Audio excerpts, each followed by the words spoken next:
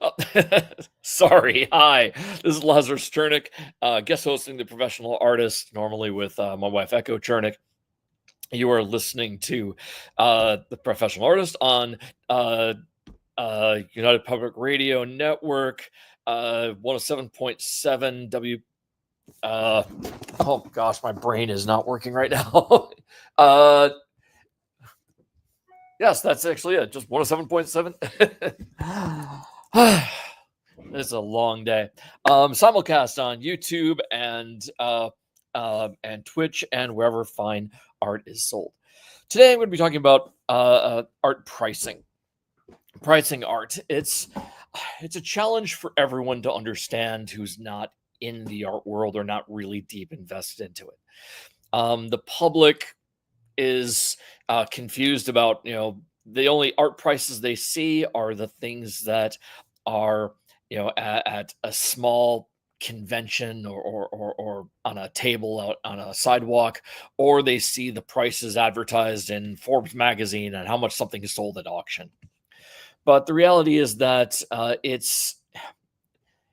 it makes sense, and I'm going to go into all the details on how it makes sense. It's only hard to price art because art prices are usually buried in the cost of other things. When you buy a book, the cover art is part of the price. Same with a beer can or a movie poster or anything else. But while it's common sense, while that is common sense, it's not common knowledge. When selling art by itself, the art is the product. But what is that worth compared to the content of a book or the contents of a beer can or the performance in a movie? Well, there is an intrinsic value to a work of art, but it's different for every person who looks at it. And this is where things get, or the confusion happens immediately. First, art, like everything else, is worth what someone will pay for it. But different people will be willing to pay for it for different reasons. What are they buying? Are they buying the work of art as home decor, just to hang in their walls, to have something there, so it's not boring? Are they buying it for entertainment? Is it something that pleases them? That's something that they really enjoy? Yes, there are a lot of people out there who buy art just to look at, because looking at the art is enjoyable. I've met people here at the gallery that have never heard of that concept before. Is it educational? Is it telling them something, teaching them something that, or represents something that that they enjoyed learning and they want to share with others? Are they buying memories? Is it reminding them of something in their past, a person, place, or thing? Are they buying it as an investment that they don't care what it means to them except as a dollar value, buy low, sell high, and they're hoping to find somebody else who values it more than they do to sell it at a later point? Are they buying it as an ego boost? Is it something that they want to own because other people, because the Joneses have one, or the Joneses have something similar? They want to hold it up over somebody else. Do you really need to have an original ink drawn of Batman by the original creator? Can you just buy a poster? That there is there are people who are investors who will buy that original so they can sell it to somebody else. There are people who they just enjoy, and I don't mean ego boost and negative. I mean, it's just they enjoy the value of having a one of a kind. That is a type of entertainment. That is a pleasure that they have it, and they don't need to share it with anybody else. I mean, I'm sure you've heard of works of art gone, being stolen out of museums and gone missing and never turned up again, and they say, "Oh, it's in someone's private collection somewhere." Well, they just enjoy owning that. Is it a marketing tool? Has it been commissioned and hired to be used for something? Or is it a tax dodge?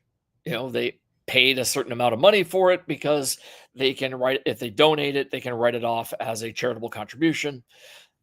you know, which is a very unfortunately common practice. All of these different things have their own market value, and they can even layer and multiply each other. There's no reason why someone couldn't hang it in their home as decor, enjoy looking at it, enjoy the memories they've had attached to it, decide, want to invest in hoping that one day it'll become even more valuable to somebody else, and they just enjoy owning it as an ego boost. There's all of these things add to the value of work of art, but it's entirely dependent on the audience member.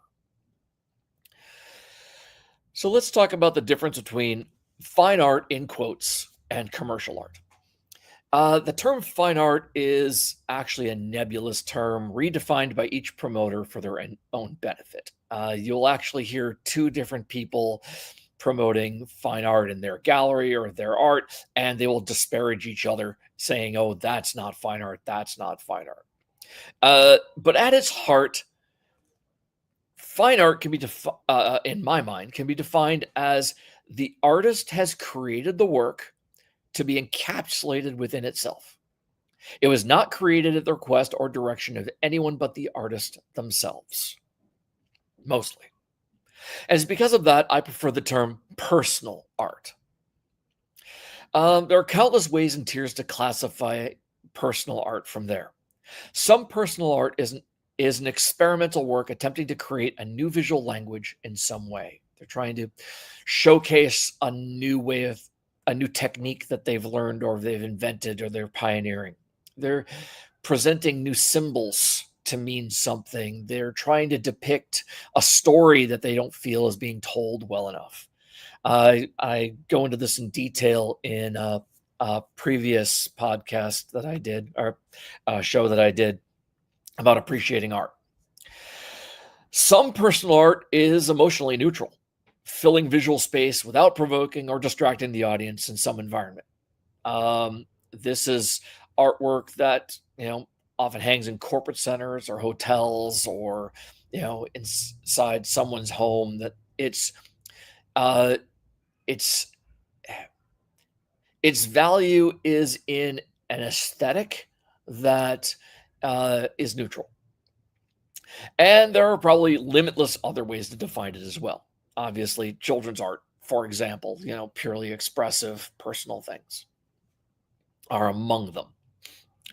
In any case, all art pricing works the same. Okay. The artist is pricing and should price it. I'll talk to both artists and collectors here. That the artist's expenses are the first thing that's considered. The materials involved. Stone is obviously going to cost more than paper, which canvas is going to cost in between there. Oils can be extremely expensive or not. The actual process of production, that the amount of time it takes to produce it, the techniques involved, that there's also how the work is produced. For instance, some ways of creating art and painting require extensive amounts of drying time in between layers. They can require a piece being set aside for months at a time and then gone back to, as the artist is just figuring it out, because they didn't go into it with a firm plan. That's the production part. The marketing of it, how is that a work of art going to be shown and represented to the public for it to be sold? Is it going to be put on display somewhere? Is it going to be put on the internet? All of these things cost money to market it, as well as business cards for the artist, expenses for the artist to travel and meet people, to promote themselves. There's a show. There are art expos around the country, around the world, where artists will take their personal art and they will showcase, and the attendees are art galleries. And the art galleries will walk through and say, okay, I want to carry you as an artist, carry you as an artist, carry you as an artist. And these are not cheap. They're really not. And The art galleries are looking to fill their walls, uh, and the artist has to foot the bill for the entire thing. And then, of course, you have admin. This is something that artists forget about, and collectors hope that artists forget about. Um, Negotiating can take time. Marketing can take time, especially in commercial art. That going, doing all the paperwork, filling out all the forms, um, constant emails back and forth and discussions. You know, a commercial work of art can have 10, 12, 15 hours uh, of meetings over the course of weeks that it's done. And that's the artist's time. That's work. That's billable time that needs to be built into the art cost. Then there are other things, the licensing fees. Um, that some places in the country have rules and regulations about chemicals. So if you have to pay a fee for uh, managing your oils and your thinners and things, that's added onto it. If you have an office space, you might have a higher. You're going to have rent. Um, you can have business licenses, of course. All of these factor into it. It's not just a matter of, I took me 2 hours to make this, and so I'm going to charge $50 for, that. You have to consider all the other things that go on around that work of art. And lastly, and most important, what's the art for? What's the purpose? And this goes right down to what people are buying it for. Is it home decor? Is it entertainment? Is it memories? Is it an ego boost? Is it a marketing tool? Is it a tax dodge? All these things, as I said, are multipliers added on to it. So let's go into the actual numbers and math for a second, okay? Generally speaking, that an artist should take stock of their living expenses and say, break it down to a week's worth of expenses, okay? How much do you need for a month? Divide that by 4. How much do you actually need to live and pay off all of your expenses? Now break that down into a week. Okay, so that's divide by 4. And so off the top, let's say you have $4,000 a month of expenses that you need to live to survive. Okay. So that divided by 4 is $1,000. You need to make $1,000 a week selling your art. Now, let's say a work of art takes 8 hours to produce. All right. That's one full working day to produce. So that's 1/5 of $1,000. That's $200. However, what about your expenses? It costs you $75 to make of your oil paints and your canvases and all these different papers. Or maybe it's a computer digital art. Therefore, how much did you pay in licensing fees for the software? How much did you pay in internet fees? How much did you pay in electricity bills? That comes down, that gets added into that. And then were you doing it for someone else and you needed that, you had to sit down and do a meeting with them for an hour and a half? You have to add that. After that hour and a half, you had to read the contract. There was about 2 hours of negotiation into that contract, as well as reading it and filling it all out. Did you have to hire anybody to help you with the contract? Buy them a burger or something to read over it. Did, how many emails did you wait on? Maybe it took 8 hours to produce, but you did it 4 hours, sent it to them, and then you had to wait 3 days for them to get back to you when they were supposed to get back to you within an hour. That means the work of art didn't take one day. It spread across multiple days. Did you have other work to do in the meantime? If you did, fantastic. If not, you need to consider that. You need to really consider how much time you are actually investing into this work of art completely, and all the different expenses. So once you boil that down, let's say all those numbers come down to $375 for that 8-hour work of painting.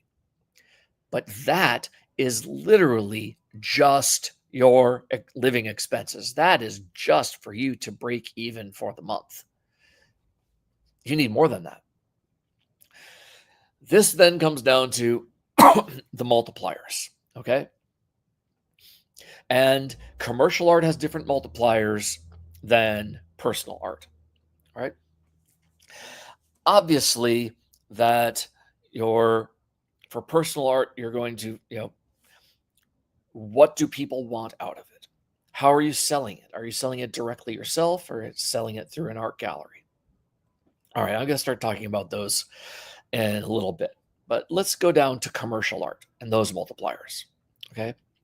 There is a book I recommend it. I recommend to every single artist who wants to do commercial art, and it is published by the Graphic Artists Guild, and it's called the Handbook of Pricing and Ethical Guidelines. They sell it through Amazon. They sell it directly. For those of you who are watching this on the internet, I posted a link inside the description of this that goes directly to the Graphic Artists Guild to buy it from them. And very clearly, I am sharing it as a topical reference book. This is not a paid endorsement, okay? I've used this for years. So has Echo. It is a great resource. Absolutely.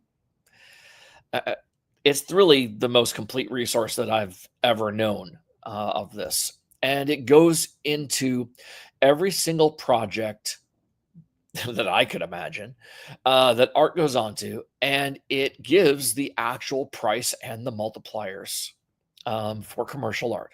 And it's not just making these up. It does research. It asks commercial artists and studios and ad agencies around the globe and, adds this and provides this information. Once the artist gets this, you can just flip to the table and say, oh, this is a movie poster. Flip to the movie poster section. And the movie poster is for an independent film as opposed to a huge studio film. Okay. It's just going to be shown within the state of Texas, for instance, not nationally. It's a niche thing. It's a film just for the cattle industry and for, it's behind the scenes. Okay. But you still need a poster to promote it locally. And it'll narrow it down and say the range of this movie poster should pay the art studio, the artist, between $1,000 to $5,000. I'm making this number up, but that's the way the book works. It gives you a range, and then you from there figure out, if you can do it with that for that. Obviously, individual artists will have different expenses. Someone who's living in the heart of New York City or San Diego will have much higher expenses than someone who's living in somewhere rural. And so, can you afford to do it for that? Can you make a killing doing that? All right. This is where those multipliers come into play. The most important multiplier for commercial art is the number of eyeballs that will see this work of art. Notice that when I was talking about the movie poster, I was narrowing things down. It's not 300 million people nationwide. It's just the people inside of Texas. It's not every person in Texas, just people in a particular industry. These are eyeballs, number of people who are going to see it. A product that is sitting on a shelf in every grocery store nationwide is going to pay more than, or should pay more than a single product being, made by a micro business, like a small chocolate shop in a small town. Okay. Even though you may take more time to create the one for the chocolate shop than you would for a national brand. Echo is a great story that she once was hired to paint. She was doing a book cover for a game company, and It took her 6 weeks to produce. It had multiple characters, incredible amounts of detail throughout the entire thing. It took her 6 weeks to produce. And during that time, she was also hired to paint a pair of cherries to go on a beer label. That beer label, that cherries took her 45 minutes to paint. And it paid the exact same amount as the book cover that took her 6 weeks. All right. It's all about eyeballs. Another multiplier is the is copyright. Copyright is who owns it.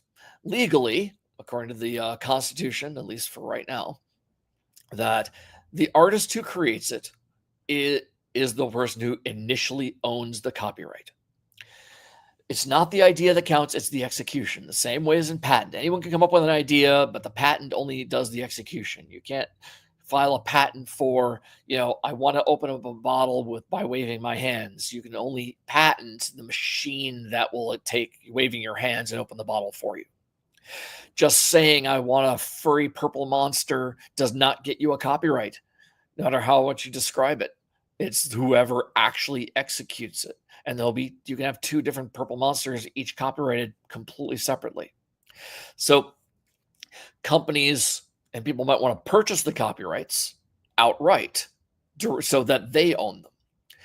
This means that they assume that they're going to be showing this work of art, this purple monster, to more people over time. That is more eyeballs.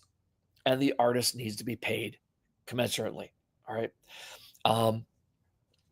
But there are instances in which the person doesn't need to purchase the copyrights because it's not going to be used perennially. And you can always come back to the artist and buy it. An artist can sell the copyrights at any time later. In fact, some contracts will say that the commissioner will get first right of refusal to buy the copyrights within 2 years or whatever. And contracts will also specify that the artist is getting paid a certain amount for 2 years or 5 years. And after that, the company can't use it anymore. And they have to approach the artist again to negotiate for it in the future. Again, eyeballs.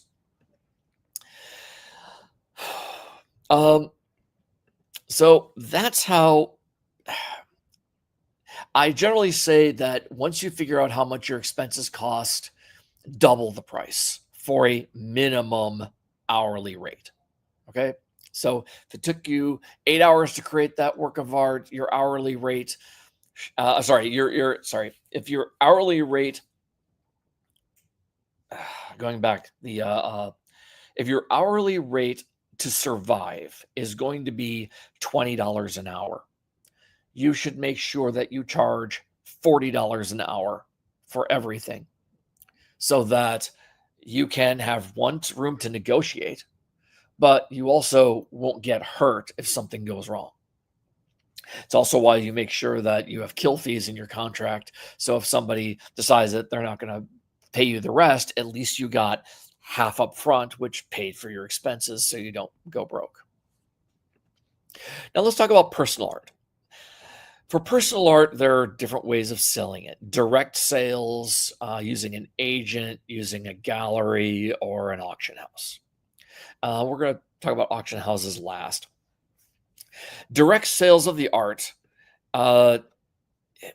since you're not getting paid up front by a single person who's commissioned it, the cost of your art needs to be broken down by how many works of art do you need to sell to turn a profit?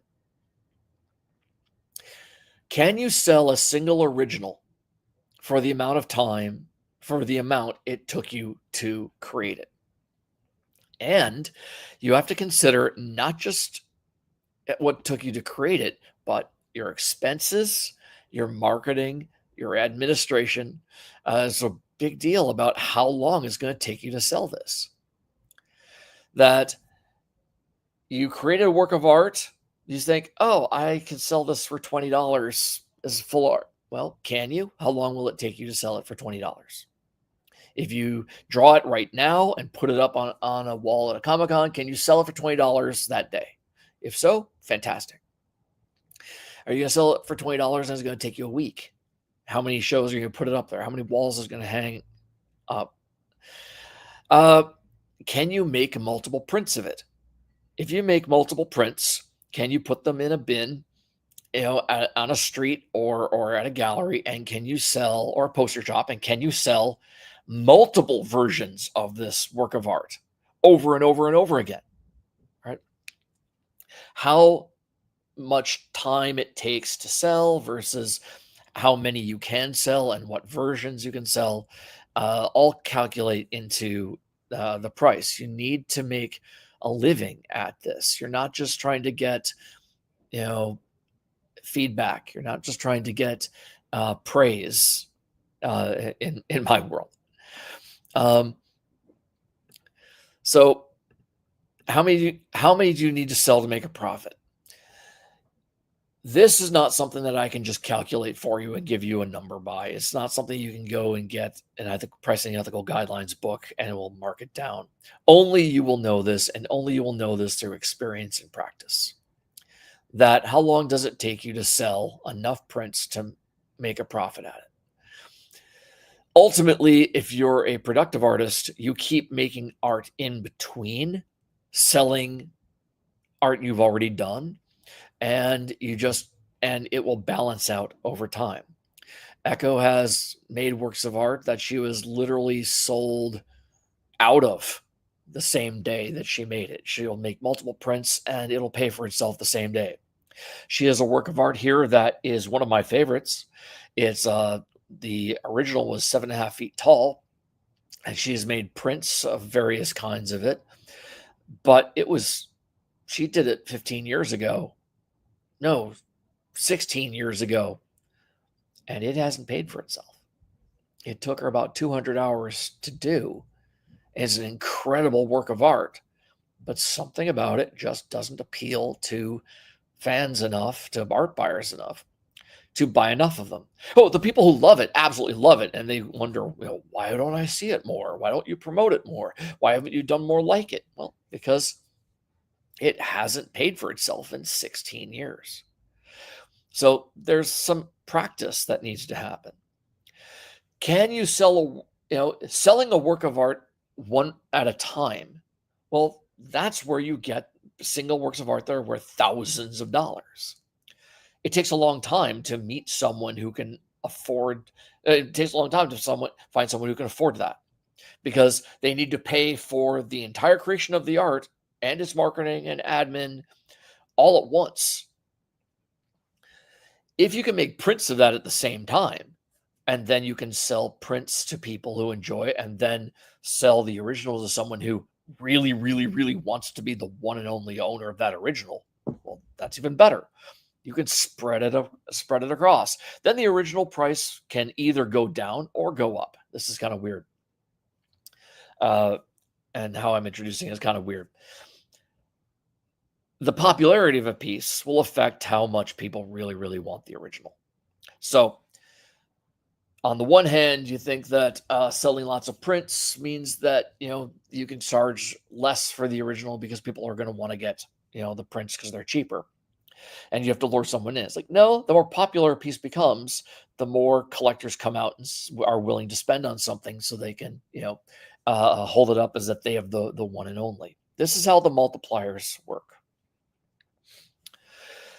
Can you do variations of the same artwork? My daughter painted this beautiful piece of a mouse with sitting in a poppy. It's beautiful. It's lovely. Incredible drawing skills on it, if I do say so myself. But I convinced her to color it differently, different colored mice, different colored poppies. Well, that has increased her sales because people love it's the same drawing, and it's just required a little bit of effort in Photoshop to meet more people and fit more decor. Yes, the original is still the bestseller, but there are people who really, really want the orange poppy because that's a famous color. There's some people who really, really want the white mouse and the pink poppy because they just love the colors white and pink. It looks beautiful. So, can you make variations of it? Um, that Can you do limited editions? Uh, some Echo often does limited editions printed on canvas and unlimited editions printed on paper. Well, the benefit of that is the people who want a limited edition for her in her market are willing to pay for it. That I have never seen someone go, I really, really, really want that limited edition and I can afford it, but instead I'm going to save money and buy the print. Like, no, if they want the limited edition, they'll buy it. Not every artist has that audience. A lot of them will, you know, my daughter doesn't have that audience right now. Everyone wants the paper prints. She has higher value ones, but you know, it's she sells really well in this middle range, and she sells a ton of them, which is fantastic. Um, Echo can't give away art at smaller price points. That we've gone to shows, and she used to have small prints and bookmarks that were worth like $3 and $5. I honestly would end up spending 20 minutes talking to someone trying to convince them to buy a $3 card. While talking, I would be selling $40 and $50 prints hand over fist to her regular collectors. Nope. Every artist is different. Some people are the exact opposite. They can't sell anything over $10. There's some people in which they wouldn't dare sell anything under $10,000 because their art doesn't appeal to the masses. It appeals to specific people with specific budgets. If you're going to sell directly, you also have to include things like your rental space. How much does it cost for that table or booth at a convention or at an art show or in a communal art gallery? Is it a multi-day event? So how much do you have to you have to include your travel expenses and your lodging and your food for that. It's Generally speaking, people in the convention circuit, they like to say that the first day they want to make back all their expenses for sales. And usually, and if it's rough, they'll sort of convince themselves that just paying for their booth space was enough. But you really, really want to pay it. If it's a 3-day convention, you want to pay all of your expenses completely on day one. If you don't pay all of your expenses by 2/3 of the way through the convention, then you might want to reconsider that convention in the future. Unless there's external forces going on affecting sales that weekend or that show, you probably want to consider that that's not the best show for you. But let's moving away from direct sales. Agents and art galleries. So agents and art galleries, let's talk about art galleries. Art galleries generally charge 50, 60%. Will take 56% of the art price. So something is hanging in an art gallery for $10,000. The art gallery will take $5,000 to $6,000 of that. And the reason is not greed. That's just how much it costs. So Echo's first art gallery she was in Florida. And that art gallery was in a mall. That art gallery paid $75 per square foot in rent. Then they had to pay the mall a percentage of all of their sales. This is standard practice for malls. Okay. Even at places that are not malls, they're still paying an exorbitant amount of per square foot for their rent. And because of that, they're extremely aware of the artwork that they hang and how much that painting has to pay, as it has to earn by how large it is. So landscape works of art usually are cost more than portraits. Why? Because landscape works of art generally have to be hung by themselves and take up more physical real estate and cost more in rent. They also need that painting to sell as quickly as possible. They can't have it sit around for an entire month, because if they have 4 paintings sitting there that they're going to rotate, then they want to sell one painting a week in that space. If they can do that, well, then the pricing of the price of those paintings can be a little bit lower. But there's that fine balance. If they if that painting can sit up there for an entire month, well, then it's gonna, then it has to be able to pay for that. So they're very, very picky about the art that they have in their gallery. Another thing is that art galleries have to cater to specific audiences. Repeat business is the key to all business. They can't just pray for someone to just walk in off the street that has never been in the gallery before, walk through and say, "Oh, I'm going to take that $12,000 painting right now." While it can happen, it's not what usually happens. They build up a reputation, they build up a collector base. And this collector base can be people who are all interested in decor. For instance, you can have there is an art gallery there's an art gallery that specializes in just art for Christians, and so they advertise to Christian newsletters, and they draw people in, and they're just trying to pitch all these different things: home decor, entertainment, memories, you know ego boosts, all about selling Christian art for people to hang in their homes. It's not terribly expensive in general, but they're expensive to the people buying it. A couple $100 versus a couple $1,000 or many $1,000s. Then you have art galleries that specialize in selling artwork by famous artists that are there may have been resold or they have never been sold before. And there are people going in who want to buy an art by such and such named artist, and they just want to buy the name so they can tell all their friends that they own a work of art by so and so. Pablo Picasso literally has homes filled with art in Europe that are still not empty. People all just want to buy and own a Picasso. Okay, great.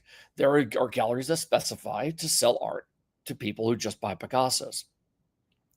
You have art that specifies people just want to buy landscapes. Some people just want to buy wildlife art. Some people just want to buy pop art. Miami is the pop art capital of the world, as far as I know.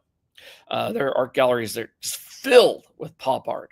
Art Basel is a regular show that happens every year in Miami, and it's a citywide event of just promoting pop art. It's a huge festival. And you may have heard of this festival because years ago, this was the festival where an artist took a banana and duct taped it to a wall and advertised it. And someone came in and spent $90,000 on it. I think they bought it for that much. And I'm going to actually talk about that in a little bit. But I'm going to finish talking about art galleries. So art galleries also market. They advertise. They pay for brochures. They have mailing lists. They do all these things. So as an artist, when you're going through an art gallery, you're not just handing them a work of art and they're doing nothing.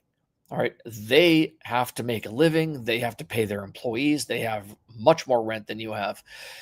And so they cannot hang a work of art for less than several $1,000s unless it's something that they know they can sell 100 of in a very rapid timeline.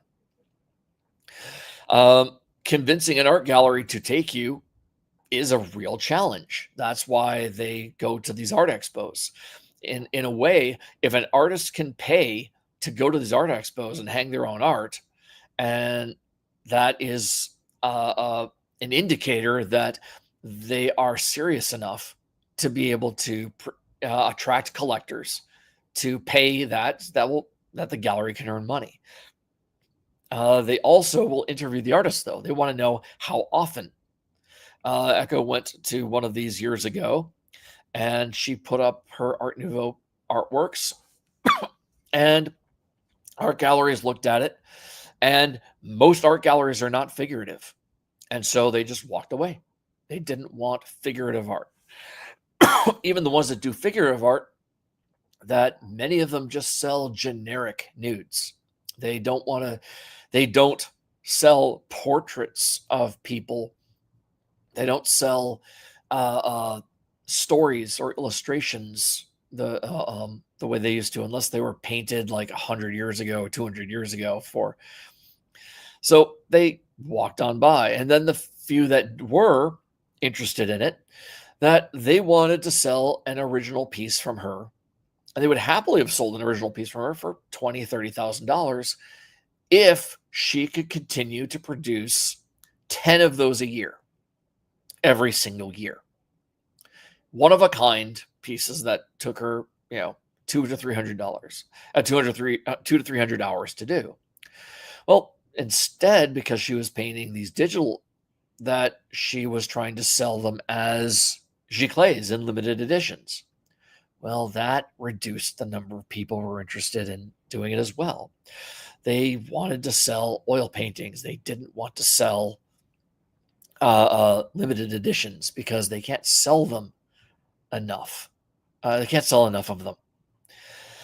So that didn't work for her, but it can work for many, many, many artists. That's why they do it.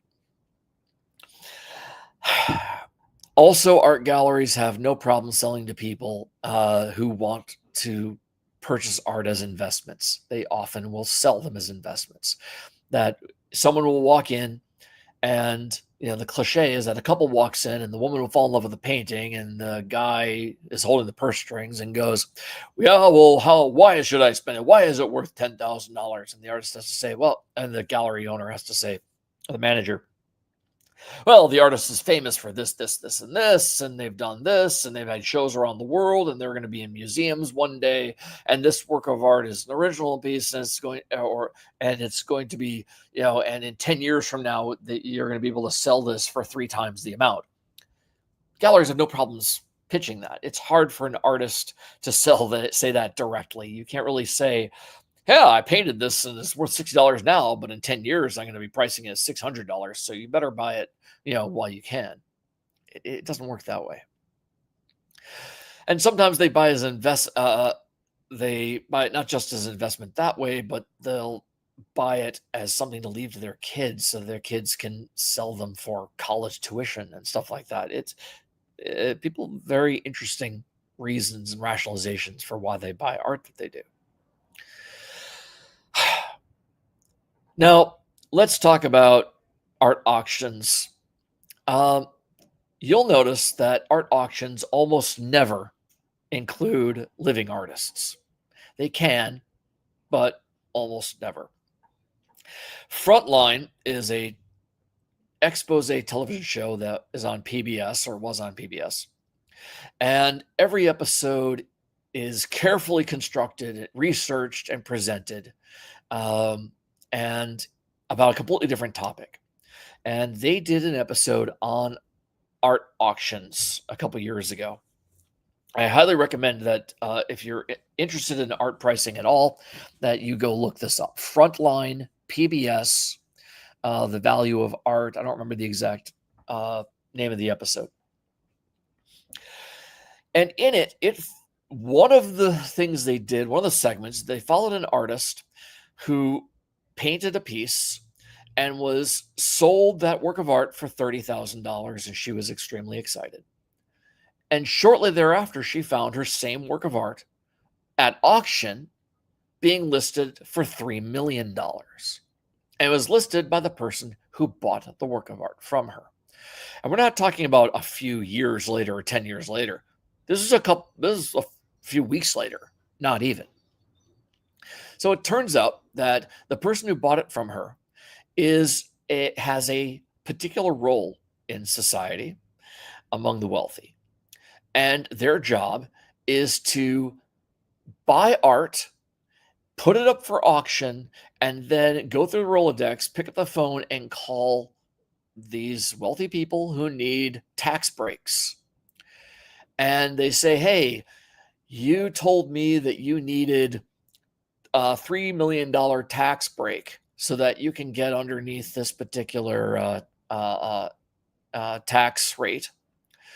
If you buy this painting at auction on next Thursday and you donate it to a museum you can mark it off, write it off as charity.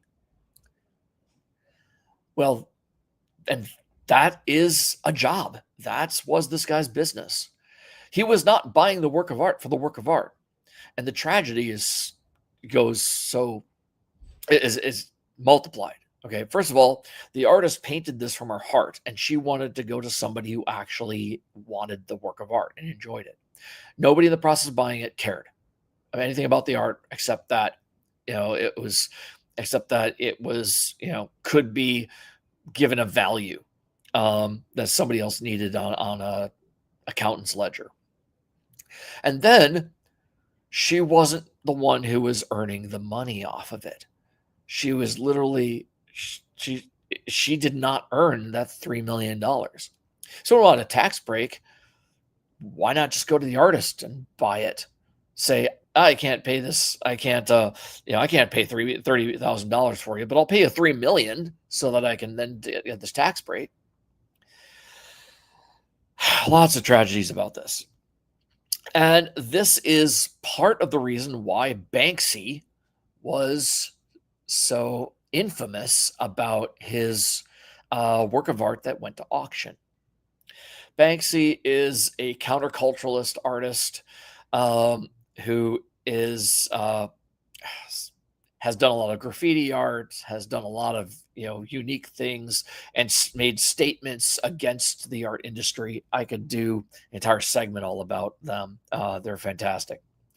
But famously, that they put a piece in a frame and it went to auction, and immediately after the gavel rang, that he had hidden a paper shredder inside the art frame, and it shredded the artwork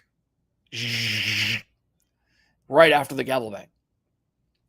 And this caused a huge stir, but not the type of stir that really mattered. That the outside world looked at this and went, oh my God, he destroyed a painting. People inside the art world, loosely inside the art world, went, oh, he made a statement against the statement against people, and they ruined a painting that someone had bought, saying that their money was no good here. In reality, the person who was buying that piece and spending that money just got so much more.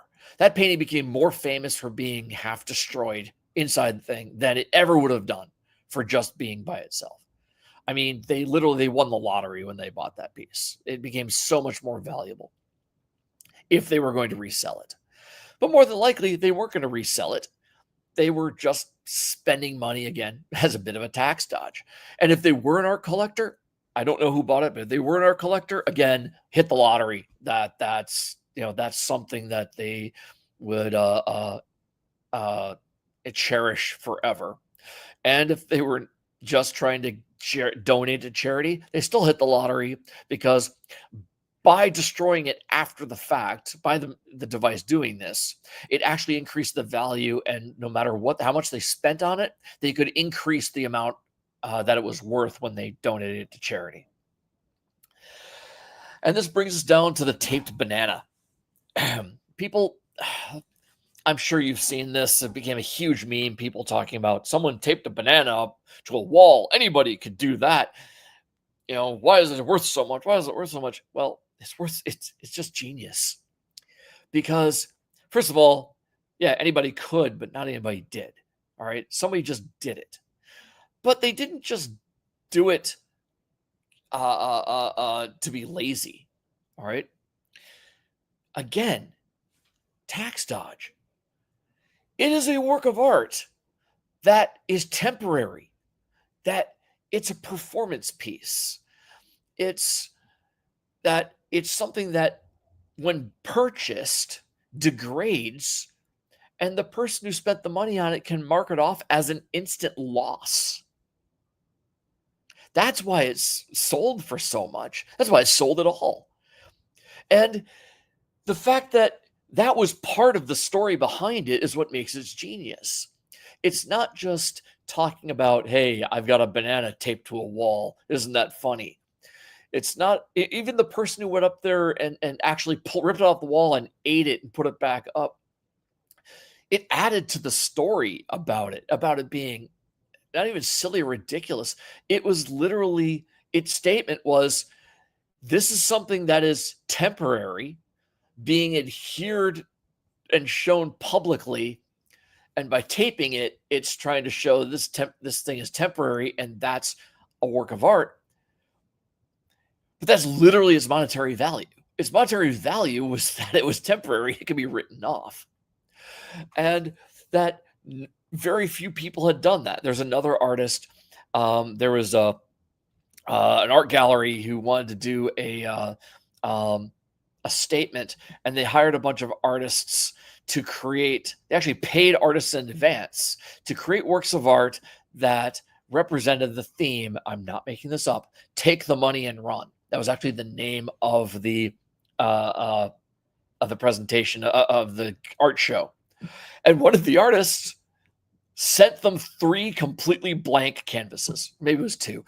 Completely blank canvases with nothing on them whatsoever. They literally took the money and ran.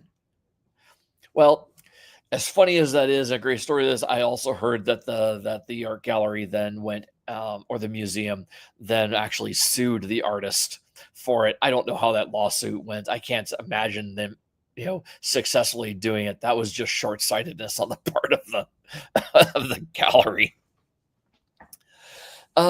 So this is how all of these prices match up. The multipliers are everything. As an artist, you want to price something based off of your living expenses and then use multipliers after that. If you're selling directly, consider how many prints you can actually sell of a piece. Over time, some pieces are going to sell more than others. You're going to have artworks that are going to be a loss. You're going to have artworks that are going to completely surprise you. You just have to be prepared and take the long road and keep pitching it. That you could get lucky and have, I'm going to call it luck, and you could strike upon a style and a technique and something that is going to appeal to the people you meet immediately. You're going to meet an audience immediately, and they're going to, glom all over you, and they're going to promote you. A lot of this has to do with being a member of that community. If you're a horror fan, you create horror art and you show it at horror shows to other horror fans, you're going to be more likely to meet your audience fast. If you're not part of that community, it's going to be harder to find. If you're relatively alone, it's going to be harder to find. I am an author of fiction. I love urban fantasy. I love deep, rich, fantastic, theme-oriented science fiction and fantasy. It's hard for me to find those audiences because they don't divide themselves up very much. The urban fantasy crowd has a huge, vast amounts of literature that are not thematic in any way, and they're just purely adventure. And then you have the people who are interested in the thematic stuff who don't necessarily read urban fantasy just because they're not used to it having those elements into it. So I'm having a difficulty finding that crossover audience. As an artist, Echo was an Art Nouveau artist for a long time, as she still is. But meeting fans of Art Nouveau was difficult, and she was kind of alone for a long time. Now, every artist, might do one or two pieces. There's a few other artists that do it regularly, but not to the degree or the level of detail that she does. But after a while, she started migrating over to less exploring Art Nouveau and more exploring the subject matter of women in different styles. Well, each time she switched styles, it attracted a different audience, and the previous fans, already owned her previous work. So now it became not just people are interested in a style, or people are interested in her message about women, how she feels as a woman, how she wants to be depicted as women, how she wants women to be depicted in pop culture, in culture. And so she has a crossover audience, but it's still a bit niche. It's not something that she can fit into art galleries nationwide. Um, but this art gallery we have in Bellingham, Washington, is has the right group of people around it, and she's doing quite well. Um, Commercially, things fluctuate, styles change. Um, so, and as styles change, as consumers change, so do the multipliers. Coming up on the end of my time, I am sorry for speaking very quickly. uh, Took a lot of caffeine before today. I hope this enlightened you on the actual value of art. As an artist, that uh, selling a work of art to anyone is a privilege. All right, that they enjoy it, that they love it is great. Don't take this to mean that your art is not worth you making a living or surviving on. You just need to find out how your art sells best. Does your art sell best as paintings that are worth tens of thousands of dollars in art gallery? Or is it best selling one piece, one print at a time to people? And you know what? Interesting fact, it takes a long time to sell a work of art for $10,000. You can sell 10,000 $1 works of art in about the same amount of time. So, depending on how, don't worry about how much your art costs. Just worry about satisfying your audience and making them happy, and who cares why they buy it? Find out, are they buying it because they enjoy it, because it's a memory? It doesn't matter. They're buying it because they want it. And for those of you who are collectors out there, I wholeheartedly suggest that you buy art because you love it. Don't buy it as an investment, because that's literally a risk. There's no risk in buying something you enjoy. And I'll leave you on this note. This has been The Professional Artist. I am guest host Lazarus Chernik. This is the United Public Radio Network, 107.7 out of New Orleans, simulcast on YouTube and Twitch. Have a great day.